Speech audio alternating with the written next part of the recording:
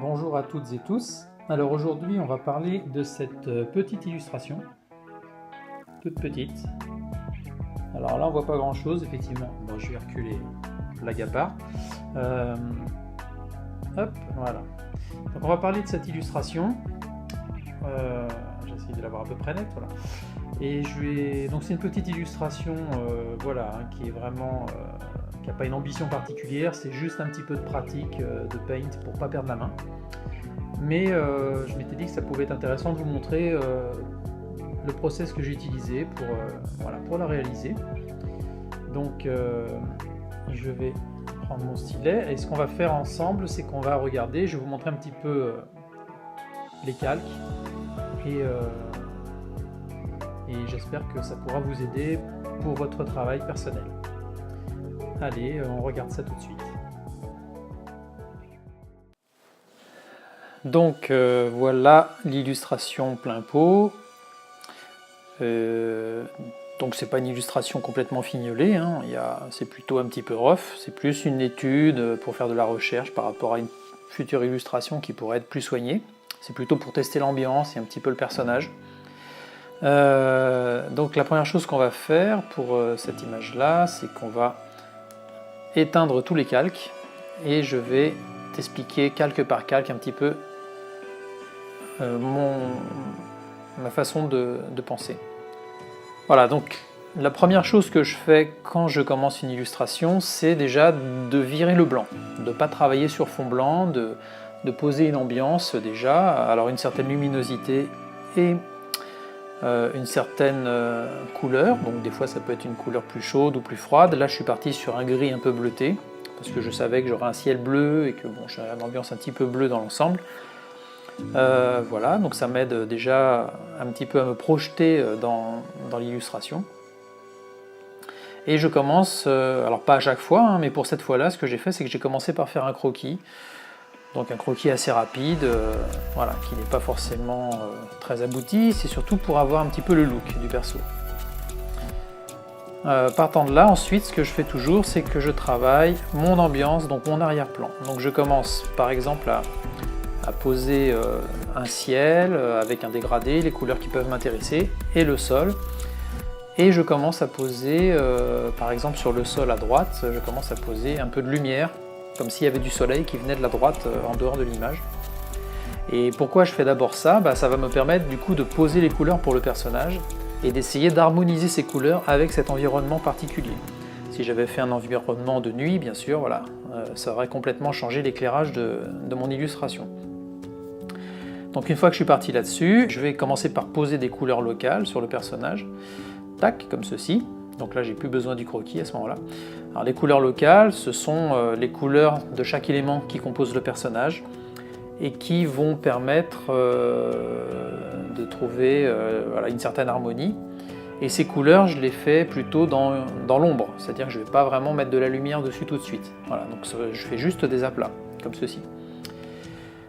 Ensuite, ce que j'ai fait pour ce personnage-là, c'est que j'ai commencé à poser de la lumière dessus, de la lumière du soleil. Donc avec ce calque-là, on peut voir par exemple, voilà, si je désactive le calque, voilà, avant et après, et j'essaye d'imaginer quelle partie est éclairée alors par rapport au soleil. Le soleil vient de la droite, un petit peu vers l'arrière, enfin légèrement sur la droite plutôt. Voilà. Ensuite, je fais ce qu'on appelle la lumière indirecte. Donc la lumière indirecte, ça va être la lumière qui rebondit sur le sol par exemple et qui vient éclairer le personnage.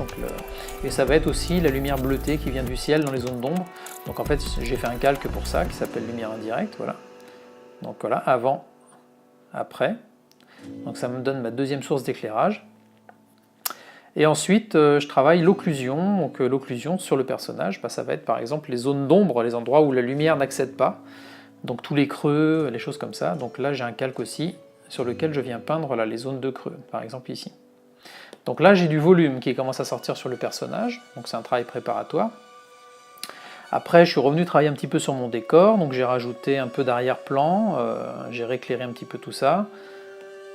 Donc je fais les choses dans cet ordre-là, mais c'est pas forcément dans cet ordre-là pour chaque illustration, hein, c'est un petit peu au feeling.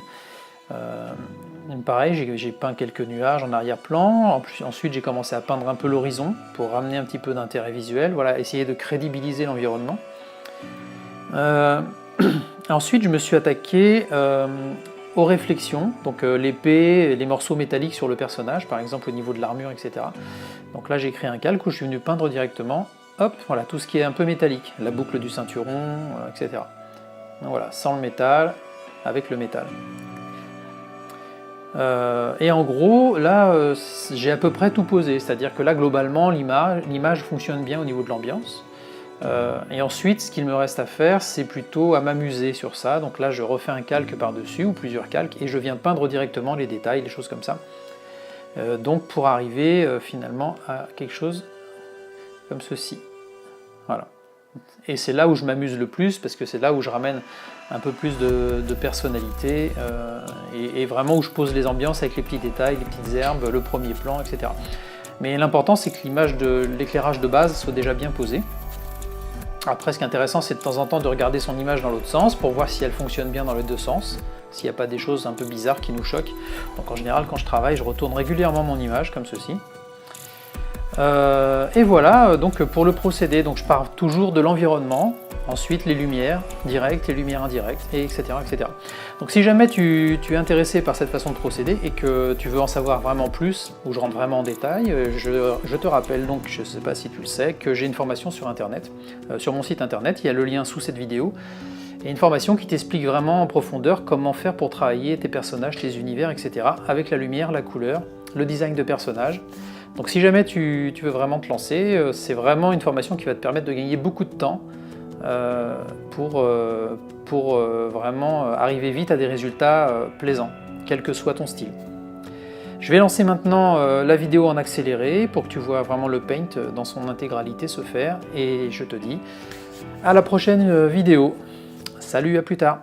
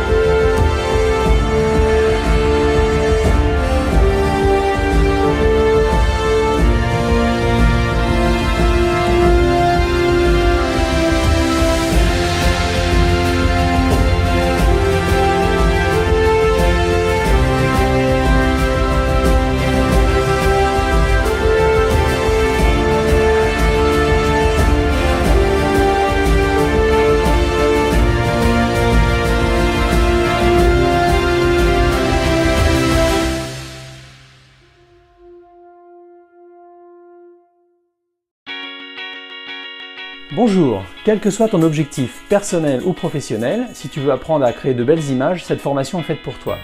Pour en savoir plus, je t'invite à cliquer sur le lien ci-dessous et je t'explique tout en détail dans la prochaine vidéo. A tout de suite.